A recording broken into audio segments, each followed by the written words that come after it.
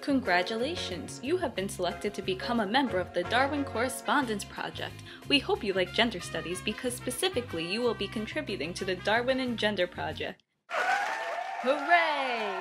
Now, the first question you might have is, why is research on Darwin and gender important? Or if gender studies are not your forte, how is this stuff interesting? Well, we have answers. First off, it is important to remember that all scientific works are products of their time, much like historical treatises and novels. Studies conducted by man or woman are shaped inevitably by human assumptions and societal norms. Thus, even though science is meant to be a completely objective field, oftentimes subjectivity unintentionally sneaks in.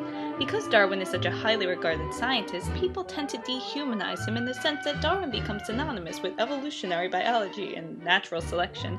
On the contrary, Darwin was the quintessence of a Victorian gentleman. He had a wife, children, friends, and as a result predisposed belief about society, specifically gender differences.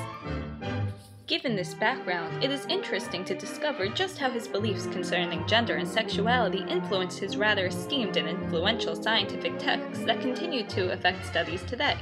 We can do that by analyzing his letters. Although tedious and sometimes near to impossible to decipher, interpreting these letters gives us insight into Darwin's personal and intellectual life.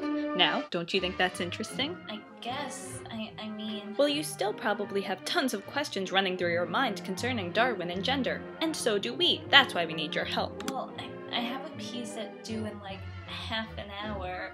What can I do to help? Well, the first thing you could do is ask those questions. Alright. Well, this is a correspondence project, correct?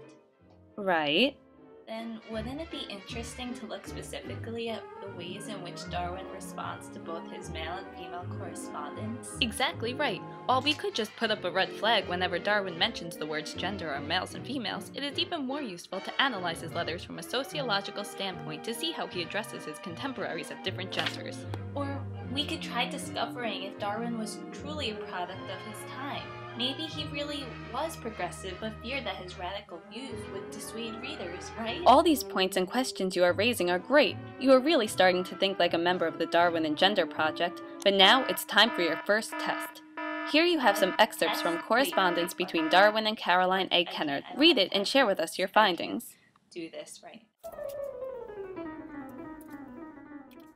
Time's up. What have you found? Well, what stood out to me was when Darwin writes, "I certainly think that women, though generally superior to men to moral qualities, are inferior intellectually, and that if women do become breadwinners, the early education of our children, not to mention the happiness of our homes, would in this case greatly suffer." Not only that, but he wrote this letter without any care or style, as it is intended for Kennard's private use. It seems Darwin not only explicitly states his belief that women are inferior, but also did not put much thought into the letter. It seems he believes Kennard truly isn't on his level. Don't get all riled up now. I'm not. What must we remember about Mr. Darwin? He was a product of his time.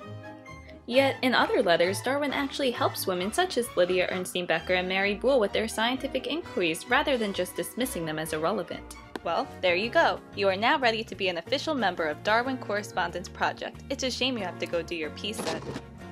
Oh, I just made it up so you would leave me alone. Here, I think I'll start uploading images of Darwin's actual letters, to give students and teachers some more raw data to work with.